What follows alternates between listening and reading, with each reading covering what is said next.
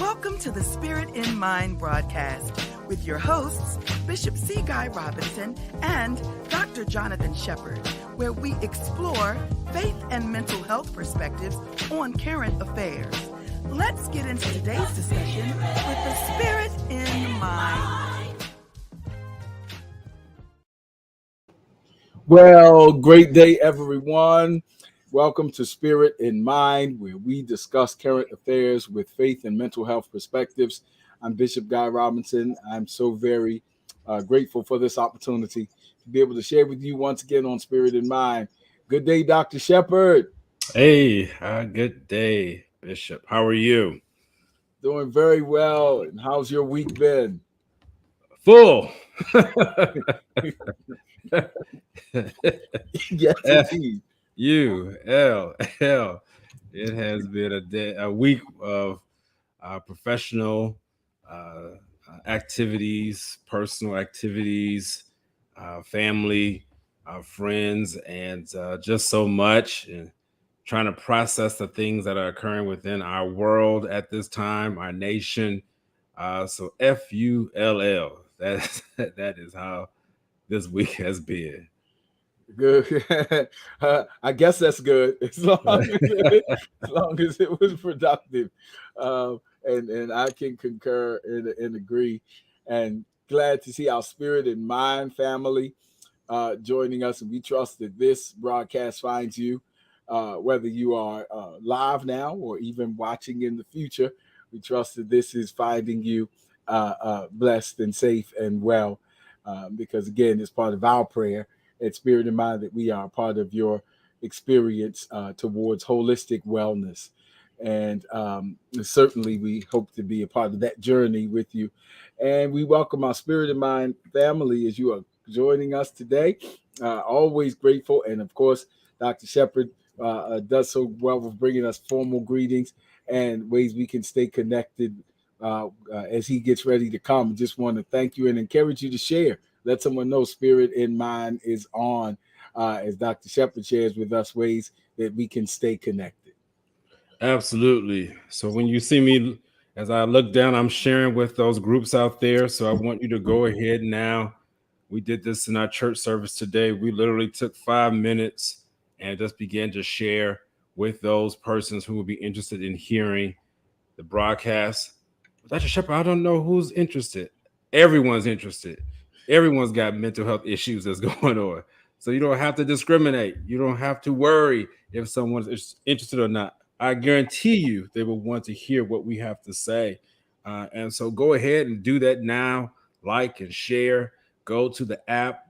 Go to a portion of the app to where it says share to a group and share to a group that you're a part of. Send it to someone, an individual message. And as you do that, I guarantee you that someone will say, I needed to hear that. So thank you for sharing, for those who are doing it right now. Thank you for those who are commenting.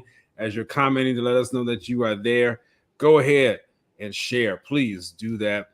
You can always contact us. I'm grateful for those who are watching right now. And some of you have contacted us. You can contact me personally if you desire at jshep2471 at gmail.com. That's my direct email address. Or you can go to my website, drjonathanshepherd.com. Either way, I will get a message, your message. And if you want to contact me through social media, and we'll, over the next couple of weeks, be sharing with you how we're going to bolster and boost up our presence on social media. So go ahead, and if you have not been one of my Facebook friends, or you haven't gone ahead and linked up to where I am, follow me on IG, I should say, or subscribe to my YouTube channel, please go ahead and do that, because over the next couple of weeks, you're going to hear how we want you to follow us, share, subscribe, so that we can stay connected. Thank you again for everyone who's been doing that. Then reach out to Bishop C. Guy Robinson. You can reach out to him directly at the various avenues that he has, platforms. Go to CGR Ministries. That's where you can find him for Facebook and for Instagram. Follow him there. And you can even follow him to where he pastors on the west side of Baltimore, the Tabernacle of the Lord Church You go to their website and see the wonderful messages and sermons that he shares with the congregation, with the people at large. Please email him if you have a question too. I so look forward to working with Bishop each week, and it's just so funny how we will have different engagements that will come up, and we find ourselves in the same platform or ticket or whatever the correct terminology is right now. But it's always a pleasure. And if that is you wanting to reach out to myself or to Bishop, you can always do that. And yes. So we look forward to hearing from you. Again, go ahead and share and like. I'm doing that now as we speak. And thank you, Bishop, for the opportunity to go to share with everyone on how they can share and join in with us. Indeed. And you see some of our direct Spirit in Mind contact information. Thank you, Minister Henderson, our incredible engineer. We're certainly blessed with her as a part of our team as well. And so we enjoy the connection. We actually get better at what we do here at Spirit in Mind through the communication, through the emails, through the questions. Questions are a good thing for us. Certainly, we do know that. And so we get better by the questions. We get better in how we may serve and by how we can be significant in our discussions, if you will, or relevant to certain concerns. This subject that we're talking about in this current season of Spirit in Mind has been extended, expanded, and enriched by your responses to the subject. Again, we never know how long exactly we're going to stay on the subject because we leave it open for feedback, for dialogue, for response, and other tributaries to the river, if you will, kind of merge and take us on a journey. And so this has been quite a journey that we've begun a couple of weeks ago now, if not a month, on the subject of forgiveness. And so we can start talking about it, of course, as we've been trying to talk about it as a psychological experience, but also as a spiritual experience. And of course, because on Spirit in Mind. So through biblical and current examples, as well as testimonies from our Spirit in Mind family and input and insight, it all goes in to kind of create this experience that is Spirit in Mind. And so certainly we're going to talk some more about some of the theological perspectives on forgiveness.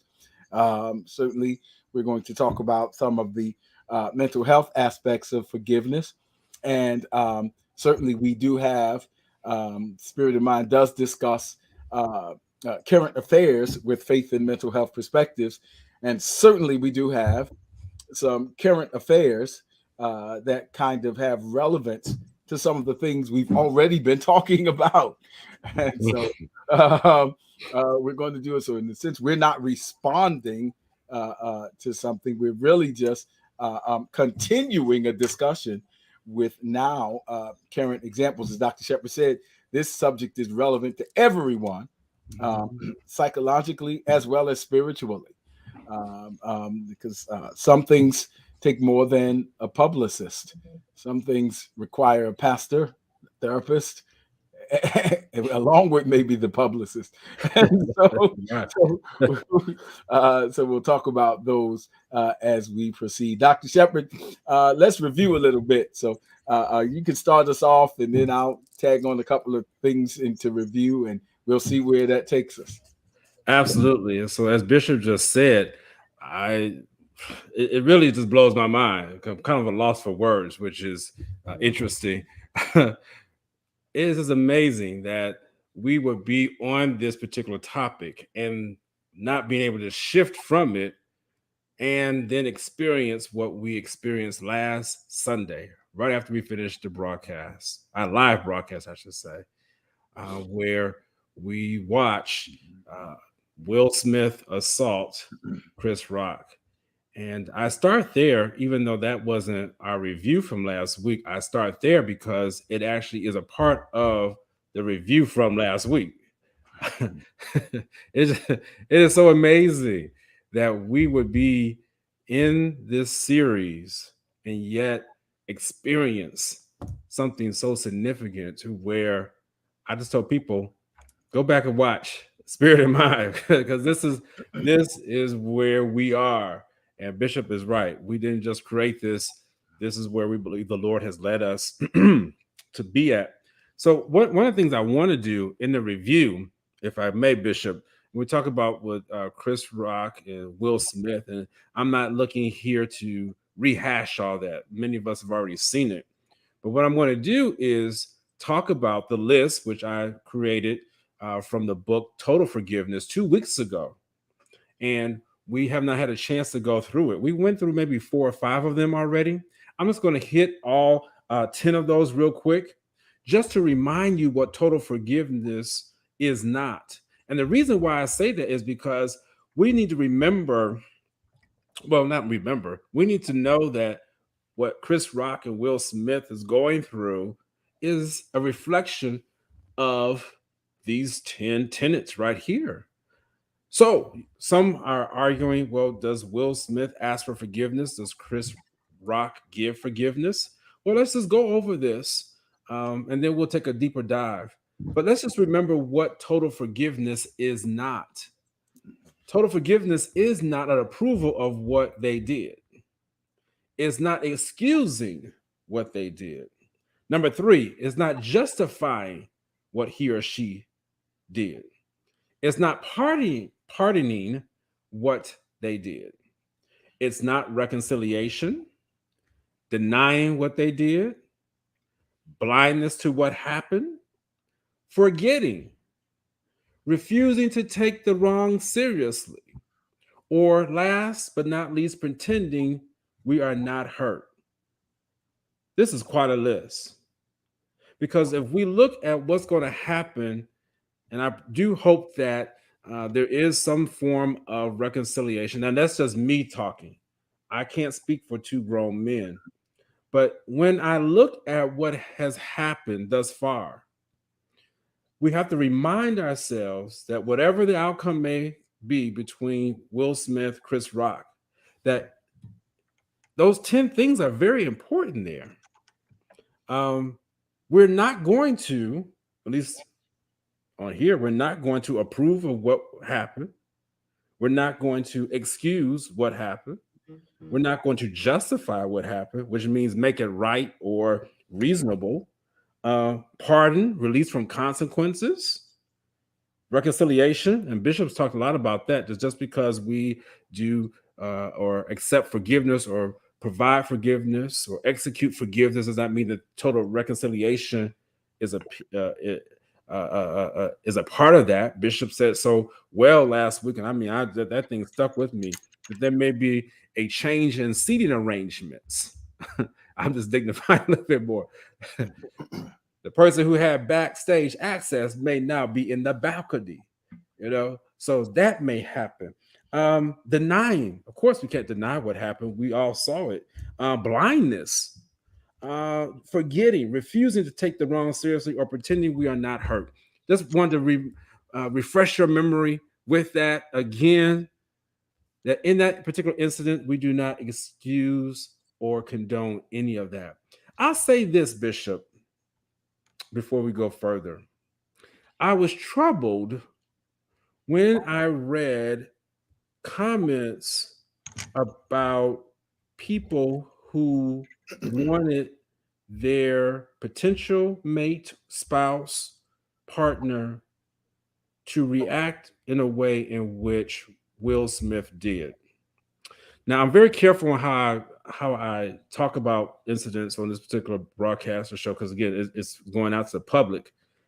But I will say this, and I say it strongly and confidently, that I was concerned when I heard that some people wanted their spouse, mate, or partner to react in a certain way if their other partner, in this case Jada Pinkett Smith, was insulted.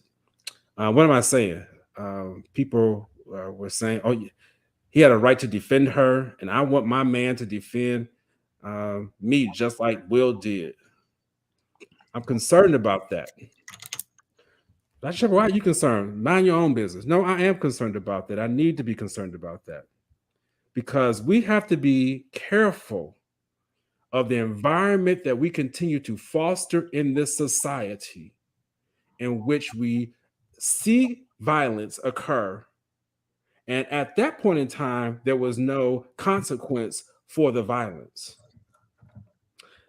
I understand what some people are coming for as far as being a defender and want their man, so to speak, to protect them. I get it. My problem, and it is really my problem because I dealt with it within my office this past week with my patients. So that's why I say this is my problem, because they're literally children. They're literally adolescents who were confused by what they saw and thought that that was okay and didn't realize that there was no punishment that was coming when they saw another man assault another man because of a joke or insult. Was it wrong, the type of insult or joke? You know, that's for you to decide. I'm not here to decide that.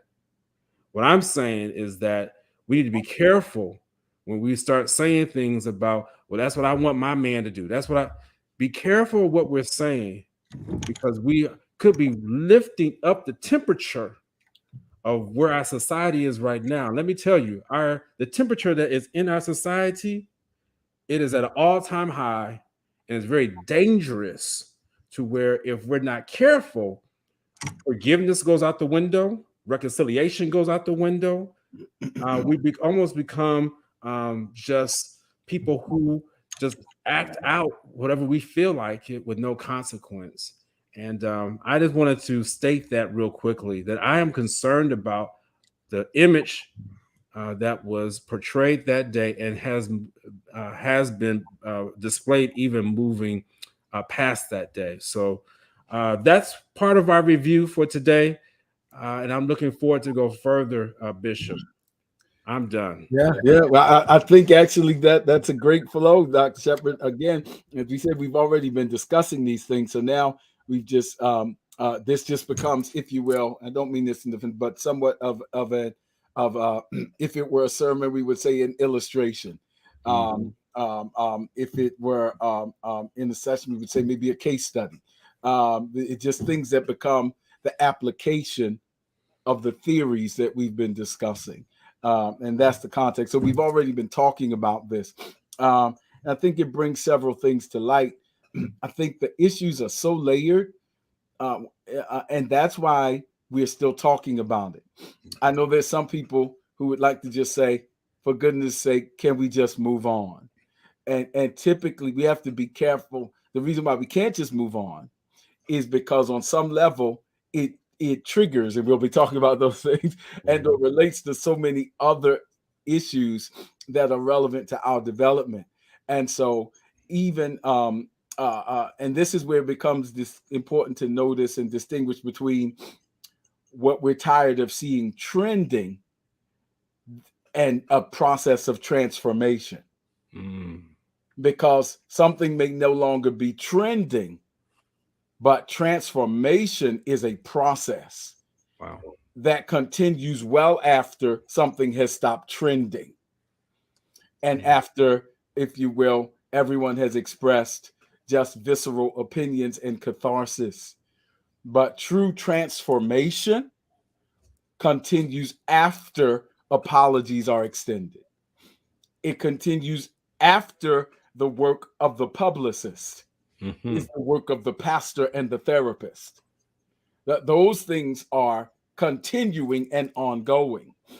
And in this era, when trauma is not just a direct experience that we consider, but we're also considering the vicarious nature of trauma through the continued seeing of it and the envisioning and the pictures. And those of us who have perhaps been in a situation where maybe we felt bullied in one way, shape, or another, all these things are part of it. And so even after the trending piece, the transformational essence must continue if we're truly going to get better. Because if we just stop talking about it because we don't want to see, or we're bored with the trend from a posture of familiarity, then we'll suppress it, repress it, and then it'll come back up in another way. And we'll see it again in our society. And more likely, we'll see it with even more exaggerated symptoms because we never really dealt with it because we got tired of it trending. And so this isn't a matter of trending.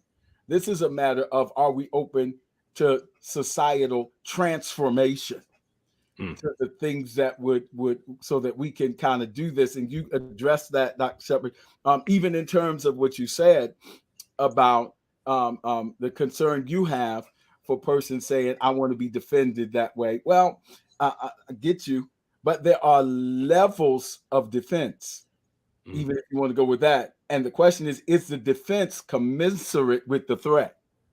On a very anthropological, let's talk human anthropology right here, but on a very anthropological level, that concept of wanting to have protection is related to Maslow's lowest hierarchy of need. I just want to feel safe. That's really, really a very, very baseline kind of thing. Meant really, there's one thing to have, anthropologically speaking, a dinosaur or a lion, tiger, or bear, or a mugger in the street, or an offensive criminal coming at me or my spouse, in which self-defense becomes absolutely necessary. That's one thing on a very visceral level. But there's another kind of level and layers. And so the question becomes, when is defense commensurate with the threat? And if so, how does the counter happen? There was clearly a mismatch of sense of a threat and a response. And so that's a concerning thing, because this kind of extremism is what we talked about just a few weeks ago. Yes. We mentioned that even in this city from which we broadcast Spirit in Mind, a good number, over half of the violence, criminal violence, is due to what the experts call acts of retaliation. And they're not even, a good part of that 52% is not criminal motivated retaliation, but is, you dissed me. Wow. You disrespected me. You rolled up on my girl. So at what point do we want to address the normalization of these kinds of extreme behaviors without really dealing with some root causes? And so that's so very important to bring out. And what we're really talking about as we get into, because I know we're going to talk about triggers, but as we talk about, we've really been already talking about boundaries. And I'm of the persuasion that many conflicts are about boundaries. They're about territory. We've been talking just in this Spirit in Mind series about what's going on in the Ukraine. We haven't talked we talked about that last week, but it's about boundaries and you're crossing boundaries and actually violently crossing boundaries.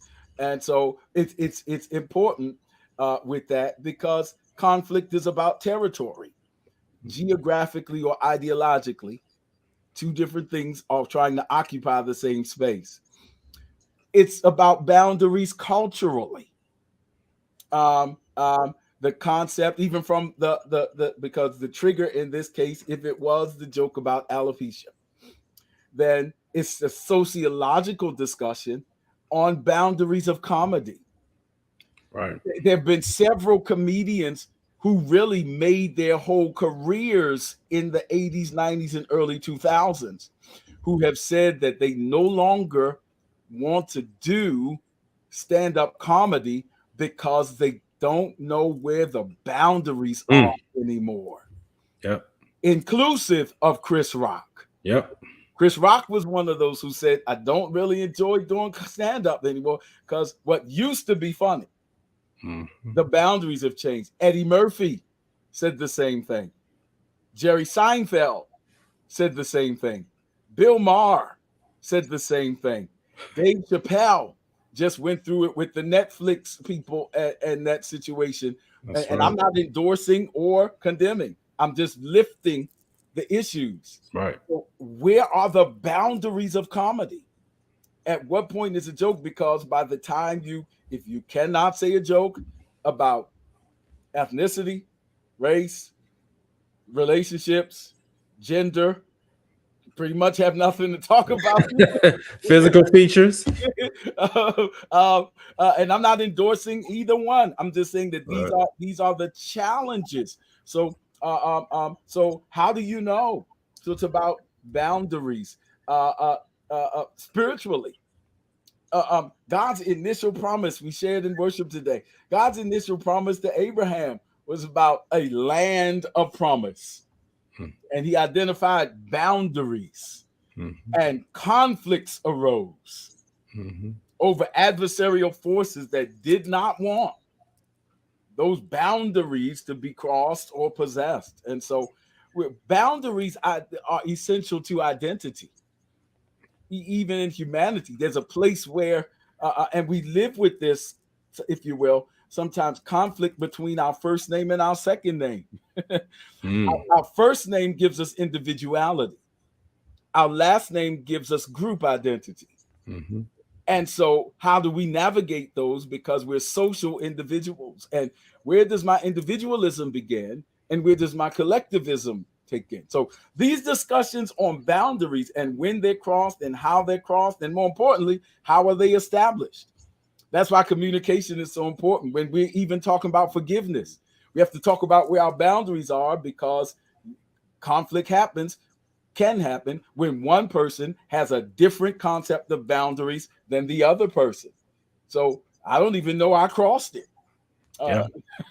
So communication is important. That's why usually in geography, where there are boundaries, there are signs. Welcome to Maryland.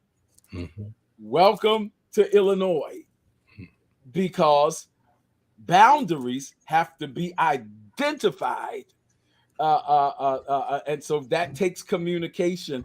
And these are all the elements, and people might not be saying them in the manner that I'm laying them out, but that's all of the pieces that are involved. And that's why it's triggering so much conversation, which is pretty much what we're going to talk about, Dr. Shepherd. So take us from there. I just wanted to raise the issues that make it still relevant, even after we may be tired of the trending.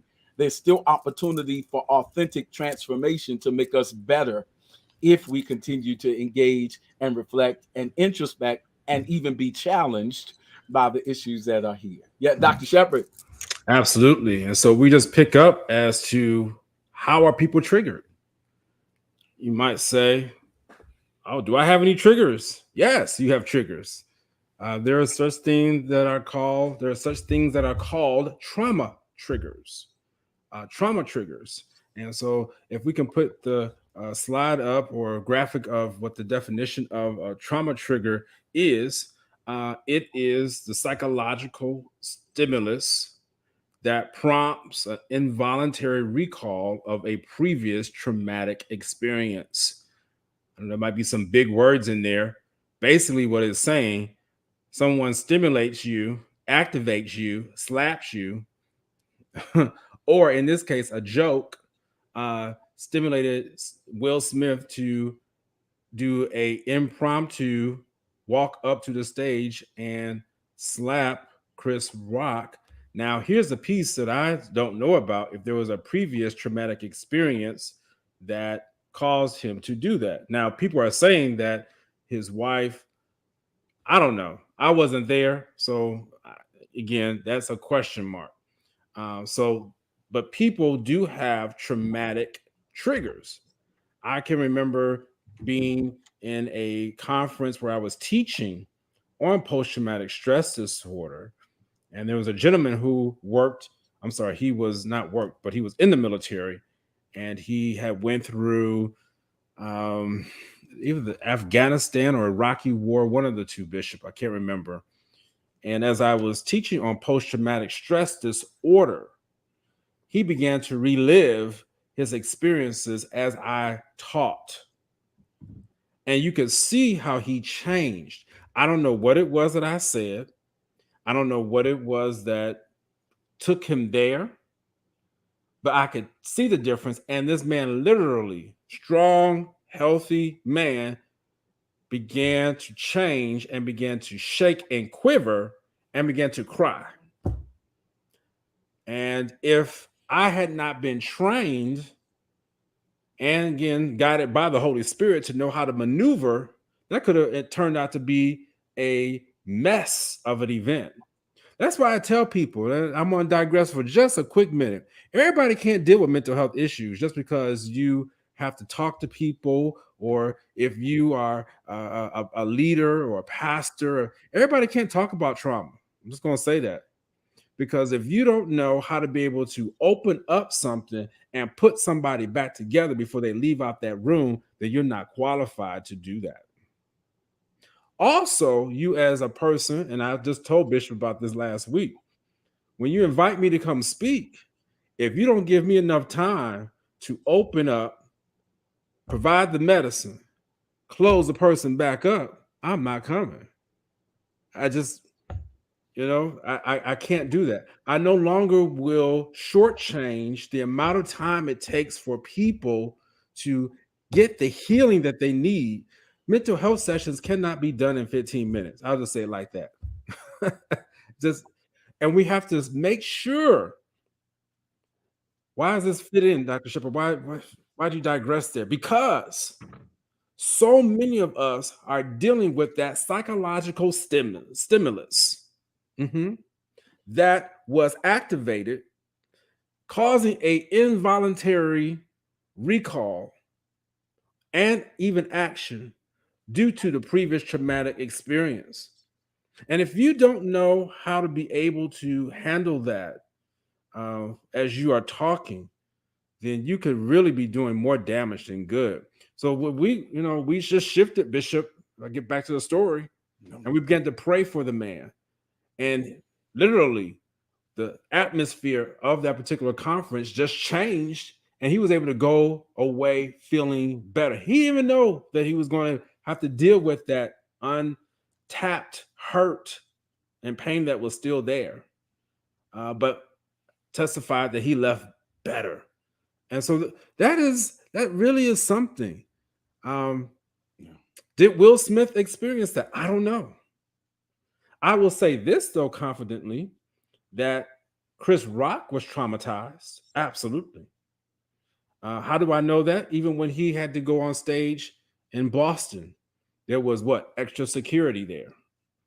You could not approach the stage. I'm sure now when you go to the Oscars or any other type of award show now, I don't think they're going to allow you to walk from the audience and be able to get up to another person who was presenting or talking at that time, because that's traumatic. I'm sure anybody who was in that room, and people have commented on how certain people looked when they heard what was being said. They were traumatized. It was difficult, and that is a trauma trigger. What does that look like? Let's go back to the slide. Then I'm going to be done. Trauma triggers, they're internal triggers that happen within your body. So they could be memories, feelings, emotions, or bodily sensations. What are some of the feelings? Anger, anxiety, feeling abandoned, lonely, vulnerable, frustration, sadness. It can even be pain or muscle tension. Those are some of the bodily sensations.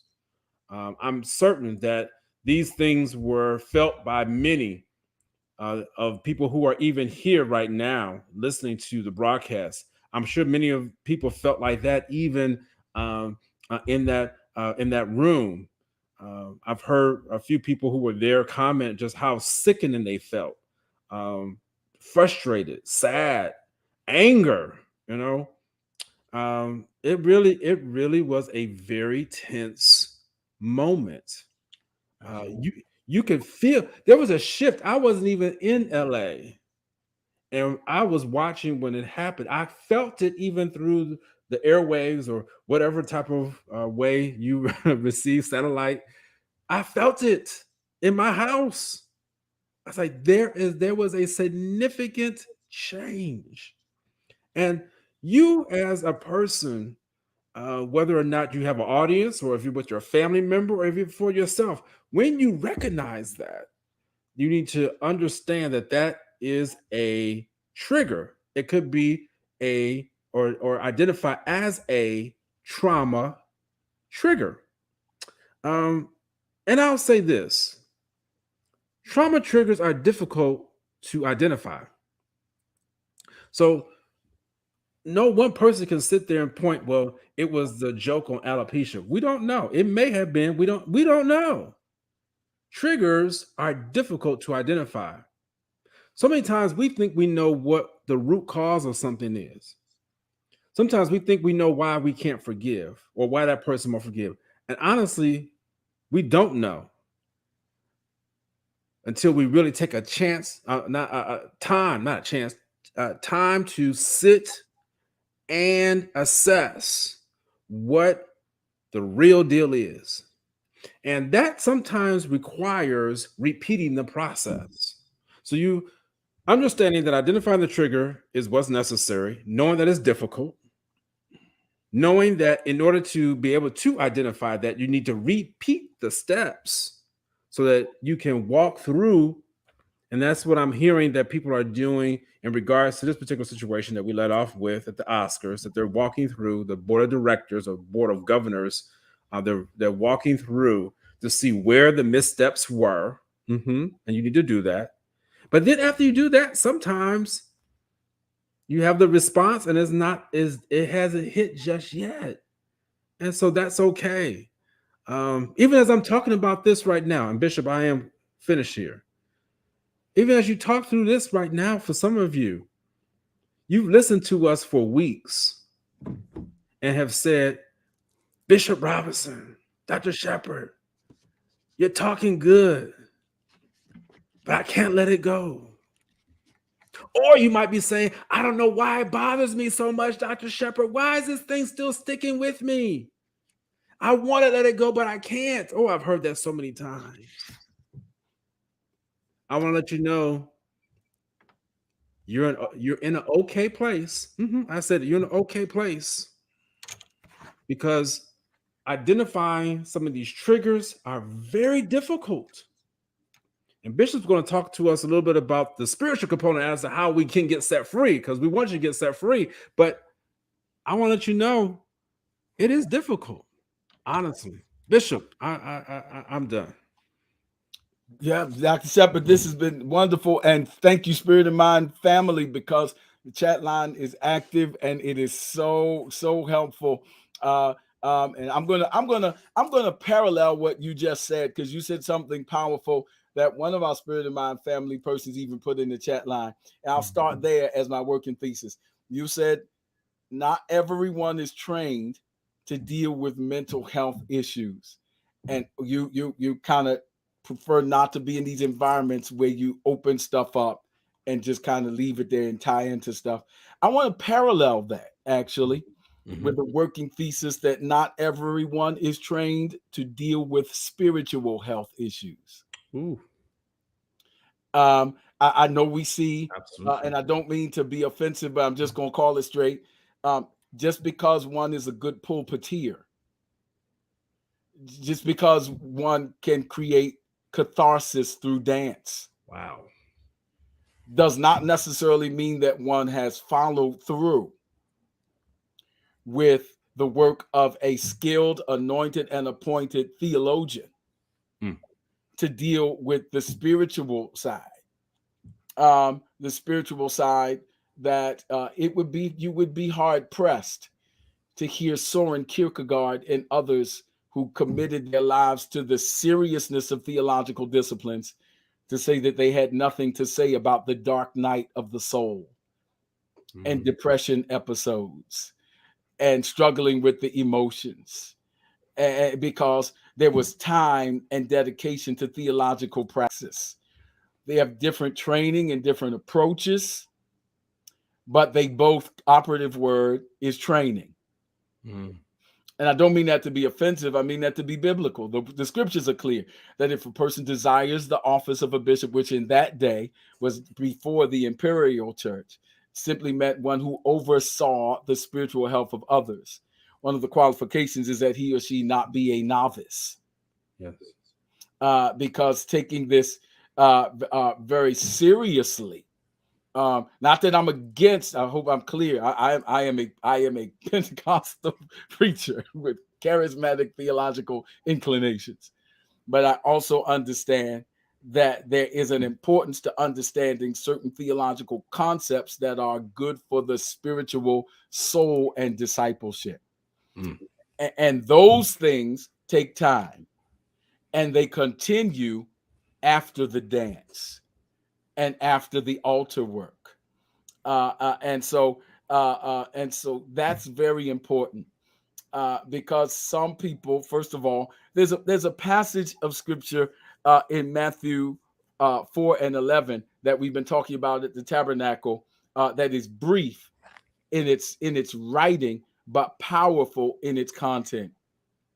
Matthew 4:11, Jesus has just finished 40 days in the wilderness, and it says, then the devil left him. I could stop right there to say there comes a time when not all of our behavior can be attributed to just finish 40 days in the wilderness of the devil. Then the devil left him. But the devil can create a kind of trauma, if you will, that if left untreated can continue to be re-triggered throughout our future. It says, so the devil left him, and behold, angels came and ministered to him. I want to stop right there. Thank you, Minister Cat. But I want to suggest that opportunity of ministering angels is right between just having come out of a wilderness experience of being tested, of hearing voices that challenged one's esteem, if you are who you say you are, that challenged one to jump from the highest pinnacle. After that, challenged one to abuse one's power, turn these stones to bread. After going through that kind of traumatic wilderness experience, in between that and the public ministry that Jesus began in his humanity, were these ministering, not angel, but angels. This intervention that even Jesus received ministry from ministering angels. And it begs the question, did that make a difference? And some of us have been through some wilderness experiences. Wow.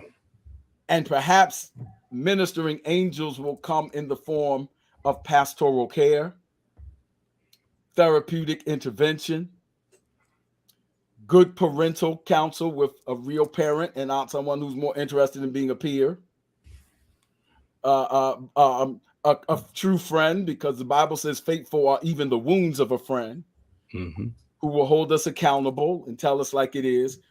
But I just felt led to lead on the importance of these ministering angels, so that when we come out of our wilderness experience, we're in whatever that was, whether it was a wilderness of something that happened when we were 6 or 16 or 26.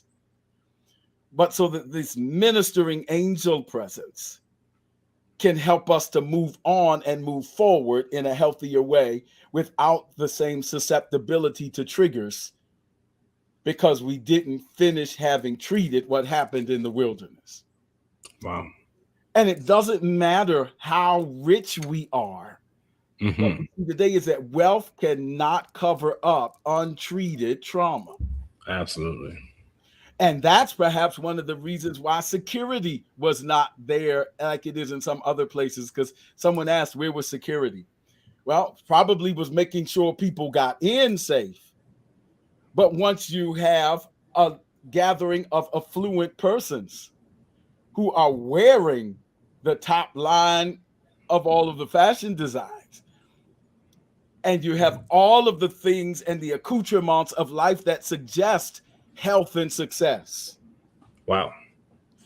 there's an assumption that everybody is well because they look well. Right. And so that can't happen here. Is the assumption based on external conditioning. But what we learned is that we can't dress up untreated trauma. That's right. But sooner or later, it's going to present itself. Because that's the importance of it. And I'll end with this. And that's why it's so important in ministry that we adopt this trauma-informed care approach. And that's part of the training that I'm talking about. A trauma-informed care approach, and you alluded to that, and Triggers understands that there are what we call the 3 E's of trauma.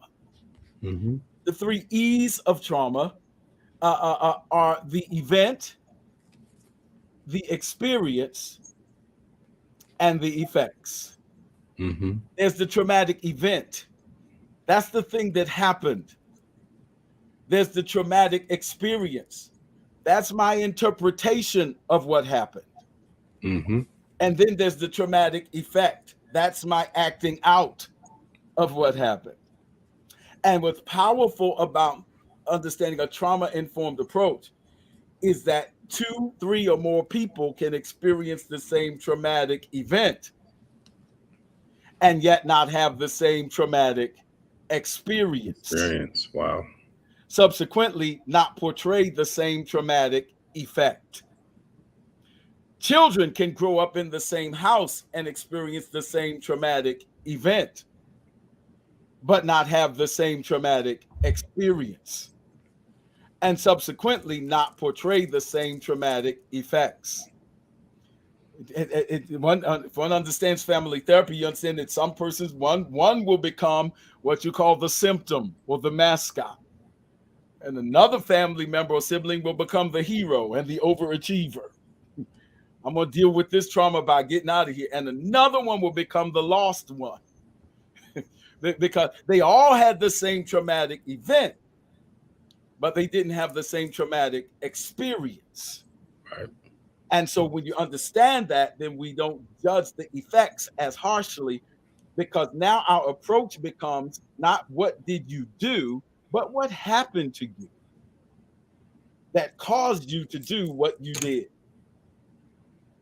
And so that means understanding that I may not be able to impose my reaction upon you because we've had the same event, but we didn't have the same experience. Because what I saw and what you saw, even on last Sunday night, triggered different things depending on our experience. You could look at it from Chris Rock's point of view. In fact, in January of this year, Chris Rock did an interview that some people are playing, an interview that he did with Dana Carvey, another comedian. Dana Carvey and Dana Spade have a podcast that they call Fly on the Wall. You can look it up, Fly on the Wall with Dana Carvey and David Spade. And in January of this year, Chris Rock in that interview shared that he was bullied as a child because of his size, he was small, and because of his race. And in one case, he was bullied so bad that something in him snapped. And he talks about assaulting his offender with a brick. And when he realized what he had done, he went to therapy and became afraid of his own temper. Subsequently, when things upset him, he developed a coping strategy of acquiescing and genuflecting and submitting and joking it off. not because he wasn't hurt, not because he wasn't angry, but because he was afraid of his own temper and what he was capable of doing if triggered. The question becomes, how much did last Sunday resemble that moment? So, because again, same event, but not the same experience. Whatever Will Smith saw was a different thing. And that's why it's so important that we're discussing this piece about being aware of our triggers, of being able to get some strategies for impulse control, to be aware of what we're going through. And for those of us who operate in ministry, to understand, again, that we have to take this seriously. And I'm not saying that we do, but it's important that we don't surrender to the temptation to be better at entertainment than we are empowerment. Because entertainment is a moment, but empowerment is a process that will continue even after the performative nature of what we do. That's right. There's the performative, and then there's the transformative. And thank God, I'm not going to knock that, but at some point, if it's going to have lasting effect, the performative must become the transformative, because not everyone is trained to deal with mental health issues. But it's also important to remember that not everyone is trained to deal with spiritual transformational issues as well. And I'll just pick this up too, Bishop, as you were speaking. I really heard the Lord say this, that as we are entering into a different phase of the pandemic, we have all experienced the COVID-19 pandemic. It is an event. It is an event that will go down in history. But we did not all experience it the same way. And as a leader, if you attempt to lead the people, and I'm not just talking about pastors, I'm talking about even in my field for medicine or wherever you are leading people or supervising. And if you expect to be able to handle every single person that you've been supervising and leading the same way because of the same event that we went through, then you are already on the wrong path. I was just mentioning that to someone today.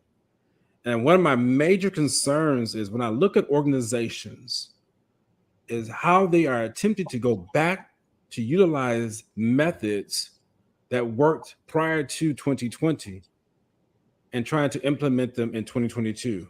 Ma'am, sir, it won't work.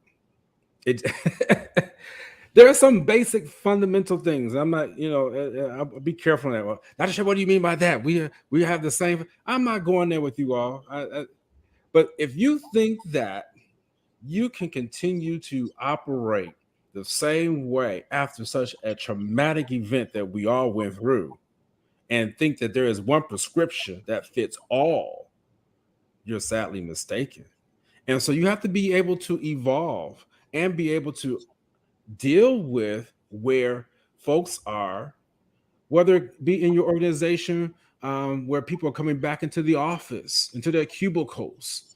There's a lot of anxiety, anger about that. Pastors have to be able to minister to their congregation in a different way, because there are folks who still want to come, but they're not ready yet for whatever reason that is.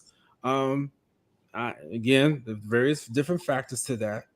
But Bishop, as you were saying that made so much sense. Relating to a lot to Will Smith and Chris Rock. I know folks are nodding their heads, but I needed to take it a step further because we do not all deal with trauma the same way. We don't. And we need to be informed on how we care for those, which is really all of us now, how to care for those who've been traumatized. And we may need to spend some time on that, maybe on our next show. I have not lost, and we have not lost where we started from. These are the issues that will keep someone from crossing that boundary to experience or execute total forgiveness. I know where I'm at. You know, these are the things. We all may have the event. Some may, I can forgive so easily. But some of us, the experience, no, it won't be as easy. And then it makes so much sense, Bishop. I'm so glad you gave that that history about Chris Rock, because it helps me to understand him better now as to how he was able to deflect and how he was able to roll so quickly to the next thing.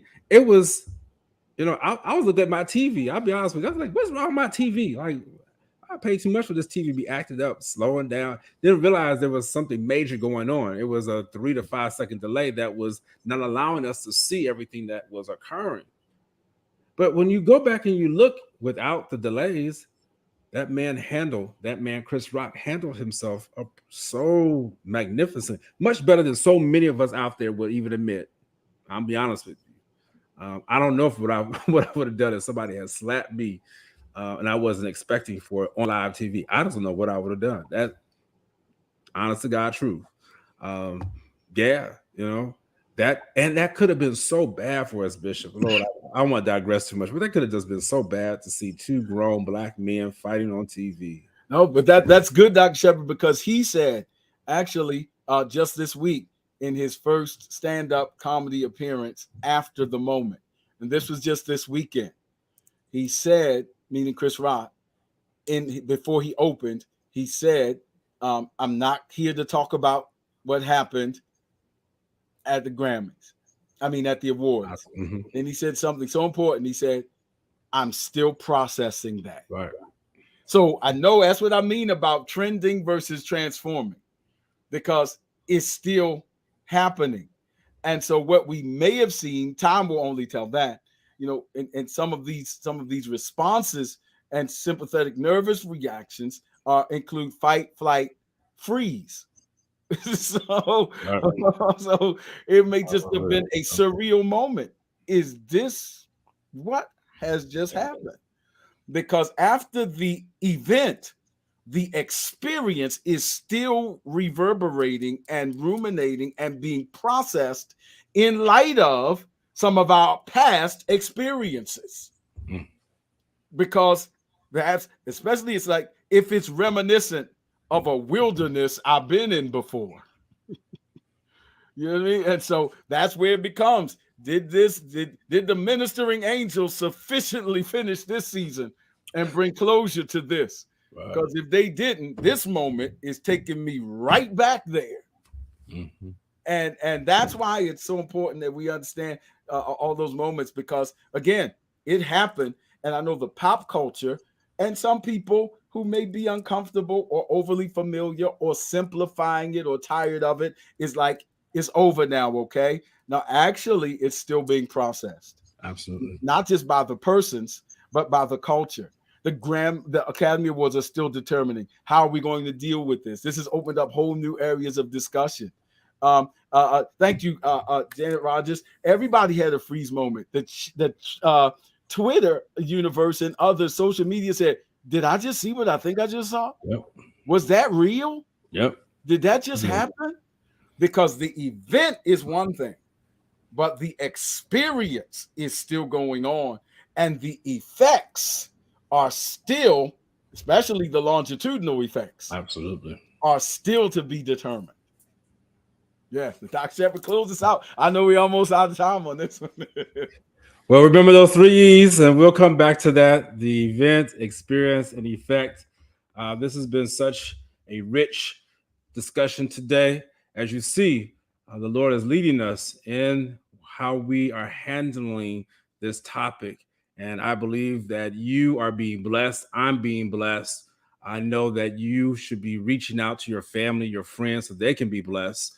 You've been seeing scrolling across the bottom third, that we do rebroadcast on Fridays. Please join us. If you missed some of it today, you'll get a chance to hear it again, or go to our social media pages and you'll get a chance to hear that in our closing.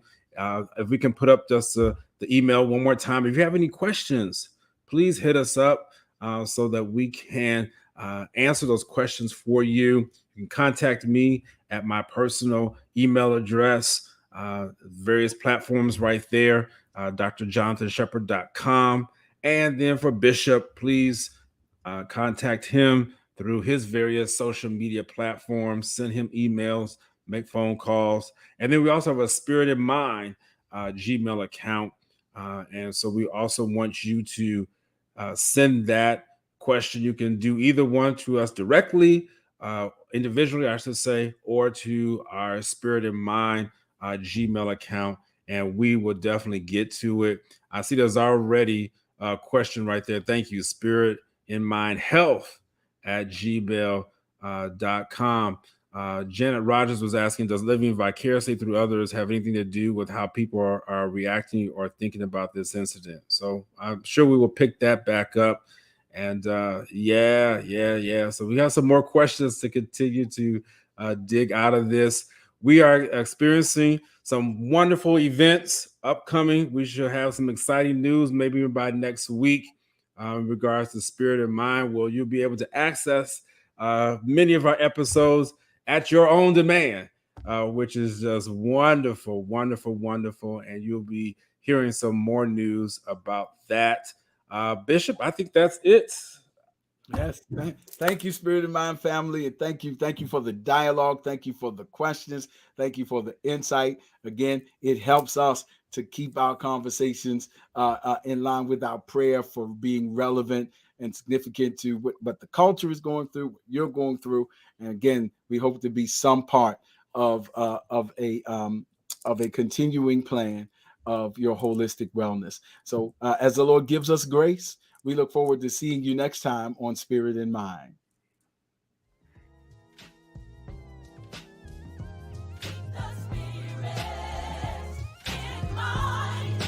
Don't forget to follow us on social media.